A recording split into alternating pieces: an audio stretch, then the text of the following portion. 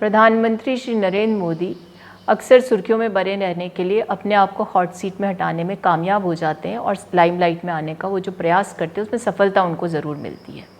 और यही कारण है कि कॉन्फेडरेशन ऑफ इंडियन इंडस्ट्रीज़ ने जब उन्हें न्योता दिया, आमंत्रण दिया, तो उन्होंने झटपट उसको स्वीकार कर लिया और उनके मंच पर जाकर के उन्होंने एक ओजस्वी भाषण देकर कहा कि हम ग्रोथ को बढ़ाने में कामयाब होंगे। वैसे देखिए, नेताओं के लिए ये होना चाहिए कि वो कॉन्फिडेंस बढ़ाएं, लेकिन इस समय अविश्वसनीय लगती है सारी बातें, क्योंकि देश की अर्थव्यवस्था शीर्षासन कर रही है, गर्त में जा चुकी है।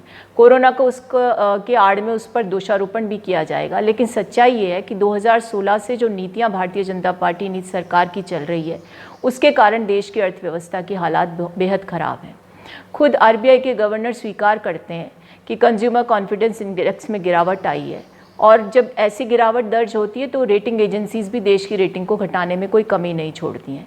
इसके अलावा आरबीआई ने अपने स्तर पर बहुत प्रयास किया, रेपो रेट को 2 बार कम करके 4% पर लाए। उसके बावजूद बैंक्स को क्रेडिट देने में रिलक्टेंस है और कंज्यूमर को क्रेडिट लेने में तकलीफ हो रही है, और यही कारण है कि बैंक्स ने अपने सारे पैसे को आरबीआई में पार्क कर रखा है, लगभग 7-8 लाख करोड़। अब ऐसी स्थिति में चूंकि मजबूरी थी, अन्य देशों ने पैकेज घोषित किए, तो दिखावे के लिए एक पैकेज आया है आत्मनिर्भर भारत के नाम से, और इस पैकेज में बहुत बड़ा पैकेज घोषित किया एमएसएमई के लिए 3 लाख करोड़ का। लेकिन आज तक एमएसएमई उसको अवेल नहीं करना चाहती, क्योंकि एमएसएमई चलाने वाले जानते हैं कि ये कर्जदार बनाने वाला पैकेज है। पहले के कर्जे को चुकाने के लिए कर्जा दिया जा रहा है और कर्जा बढ़ाने के लिए। तो ऐसी अवस्था में जब एनपीए बढ़ने की स्थितियाँ बन गई है, डिमांड सप्लाई के मोर्चे पर विफल हो रहे हैं, लिक्विडिटी आरबीआई ने डाल दी है, लेकिन सरकार का आउटगो कुछ भी नहीं बचा।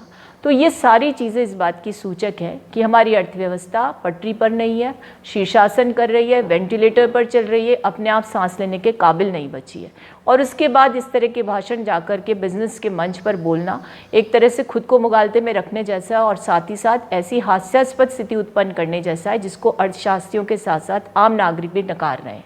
तो मेरा ये मानना है कि भारतीय जनता पार्टी की सरकार जो दूसरे कार्यकाल में प्रवेश कर चुकी, उसको अब समझ जाना चाहिए कि उसकी आर्थिक नीतियां बिल्कुल विफल थी।